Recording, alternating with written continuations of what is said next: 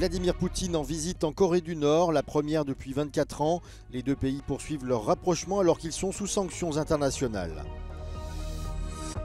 Olaf Scholz annonce vouloir renforcer la lutte contre l'immigration clandestine en nouant des partenariats avec d'autres pays et en mettant l'accent sur le contrôle aux frontières.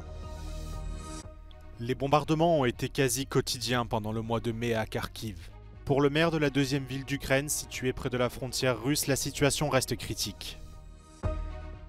L'Europe face à un épisode météo instable de Berlin à Istanbul, vagues de chaleur et orages puissants traversent le vieux continent. Le chef de l'OTAN s'en est pris directement à la Chine lors d'un discours. Il appelle les pays membres à faire payer à Pékin le prix de son soutien à Moscou.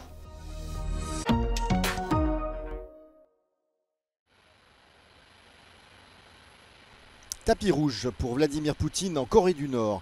Le président russe est arrivé ce mercredi à Pyongyang pour sa toute première visite officielle en 24 ans. Il a été accueilli à l'aéroport par le dirigeant nord-coréen Kim Jong-un. Les deux leaders s'étaient rencontrés en 2019 à Vladivostok dans l'est de la Russie. Vladimir Poutine est accompagné de plusieurs hauts fonctionnaires dont le vice-premier ministre Denis Mantourov, le ministre de la Défense Andrei Belousov et le ministre des Affaires étrangères Sergueï Lavrov. Les liens entre les deux États se sont renforcés ces dernières années, en particulier depuis l'invasion massive de l'Ukraine par la Russie. La Corée du Nord, soumise à de lourdes sanctions économiques du Conseil de sécurité de l'ONU en raison de ses programmes d'armes nucléaires, a besoin d'aide en matière de technologie spatiale. Elle manque aussi de nourriture, de carburant et de devises étrangères. La Russie, elle, est confrontée à une pénurie continue d'armes dans le cadre de sa guerre en Ukraine. Et alors que leur sentiment anti-occidental est particulièrement fort, les États-Unis se sont déclarés, je cite, préoccupés par l'approfondissement des relations entre ces deux pays. Après la Corée du Nord, le Kremlin a déclaré que Vladimir Poutine se rendrait également au Vietnam pour des entretiens qui devraient être axés sur le commerce.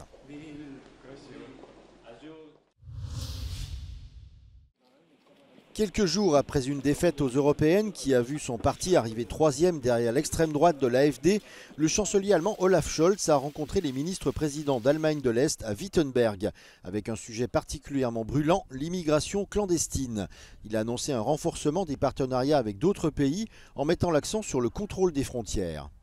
Wir wollen Migrationspartnerschaften abschließen, in denen wir es besser hinkriegen, dass diejenigen, die zurückgehen müssen, weil sie hier nicht bleiben können, auch zurückgenommen werden. Das ist die größte Herausforderung in diesem Zusammenhang, dass wir das nicht ganz alleine in der Hand haben, sondern Partner finden müssen in der Welt, die uns helfen, unsere Ziele durchzusetzen. Aber das gelingt in großem Umfang und wird sich auch weiter fortsetzen. Des mesures importantes ont été prises pour réduire le nombre d'immigrés clandestins et ont introduit des réformes pour une meilleure intégration des réfugiés légitimes qui ont fui les guerres ou les persécutions. Mais pour certains dirigeants des Länder de l'Est du pays, ces mesures ne suffisent pas. À Kharkiv, la deuxième ville d'Ukraine située près de la frontière russe, les sirènes d'alarme ont retenti pendant 20 jours le mois dernier. S'exprimant la semaine dernière lors de la conférence sur le redressement de l'Ukraine, le maire de la ville Ihor Terekov a souligné que la situation à Kharkiv restait critique, malgré le ralentissement de l'offensive russe. На жаль, ситуація складна, бо кожного дня ми маємо, на жаль, прильоти, кожного дня лунають вибухи в місті Харків. Практично кожного дня гинуть люди, є поранені, руйнації колосальні. Тому ворог обстрілює кожен день Харків. La mobilisation a considérablement ralenti depuis le début de l'invasion russe, mais plusieurs centaines de milliers d'hommes devraient bientôt rejoindre l'armée ukrainienne. Дивіться, я хочу сказати, що так, йде мобілізація.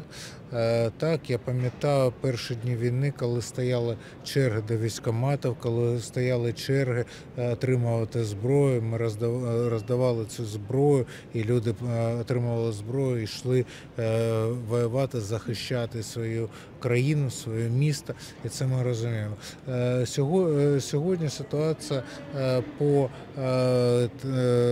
мобілізації є, люди мобілізуються, et цим займаються військкомати. Si l'offensive russe a nettement ralenti à Kharkiv depuis le mois de mai, il faudra sans doute longtemps aux habitants de la ville pour se reconstruire et oublier ces longues journées d'angoisse. Насправді дуже важко людям. Хтось звик до повітряних тривог, які постійно лунають. Я вже казав, що за травень місяць у нас було 20 діб повітряних тривог. Pour continuer à faire face à l'invasion russe, l'armée ukrainienne aura un besoin critique de systèmes de défense aérienne dans les mois à venir. Vagues de chaleur et orages puissants sur le vieux continent. La Turquie est frappée par une vague de chaleur intense et le mercure dépasse les 40 degrés. Dans les régions méridionales, les températures et le taux d'humidité dépassent depuis plusieurs semaines les moyennes annuelles et boostent l'affluence sur les bords de mer. La vague de chaleur frappe également la Hongrie. Les services de santé hongrois ont décidé de placer le pays en alerte chaleur maximum. L'alerte chaleur entrera en vigueur à partir de minuit et sera maintenue jusqu'à samedi pour l'ensemble du pays. Les médecins conseillent de penser à s'hydrater davantage durant ces épisodes de forte chaleur. Les prévisions météo n'excluent pas qu'un record de température soit battu ce mercredi. Ces températures élevées s'installent à quelques semaines des Jeux olympiques de Paris et des experts s'inquiètent des risques pour la santé des athlètes. Pour l'heure, c'est l'Euro 2024 qui fait face aux caprices de la météo. Dans l'est de l'Allemagne, un orage violent a entraîné ce mardi l'évacuation et la fermeture de la fan zone de Leipzig. Les prévisions météo ont placé en alerte vigilance intempérie les régions de Düsseldorf et Mayence. Le risque d'orage violent s'étend jusqu'au centre de l'Allemagne.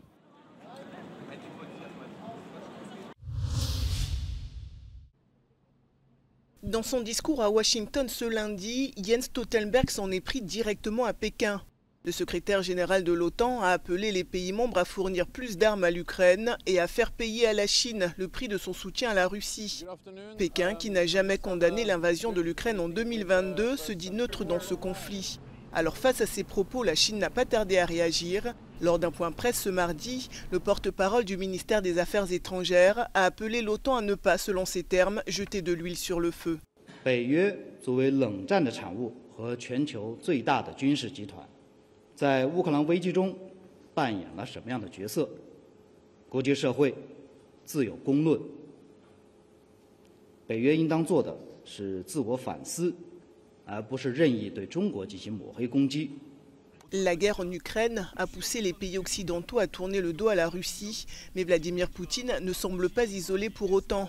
Ces dernières années, Moscou a renforcé ses liens avec d'autres alliés, comme la Corée du Nord, où le président russe est actuellement en visite. Vladimir Poutine s'est également rapproché de Xi Jinping.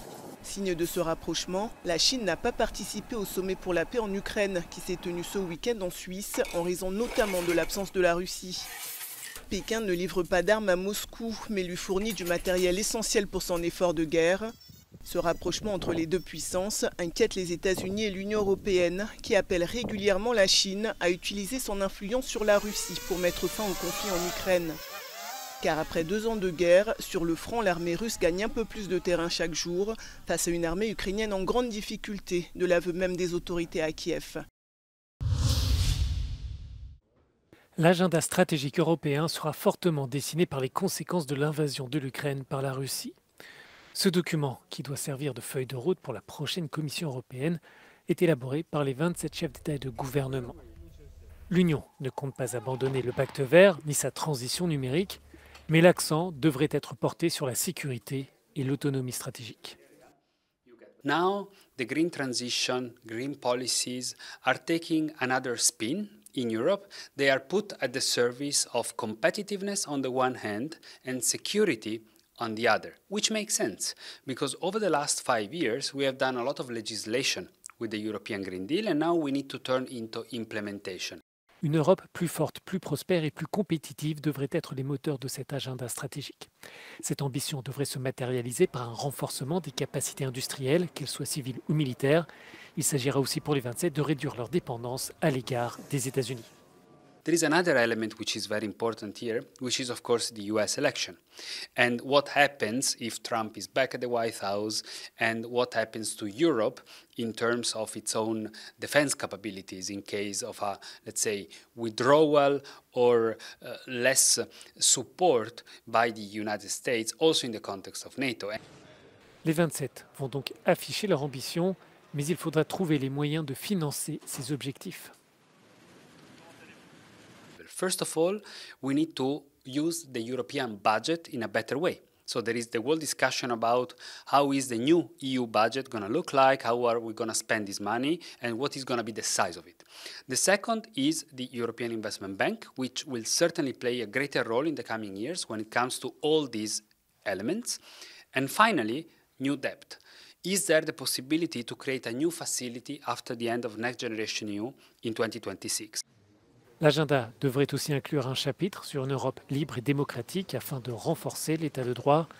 L'adoption de ce document sera à l'ordre du jour du prochain sommet européen prévu à la fin du mois à Bruxelles.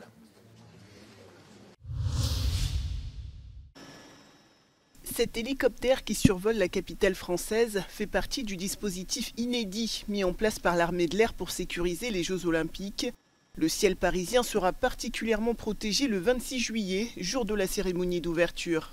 Ce sera des hélicoptères d'alerte au sol, en vol, en fonction des points forts, des moments décidés par notre donneur d'ordre, pour assurer la protection de l'espace aérien.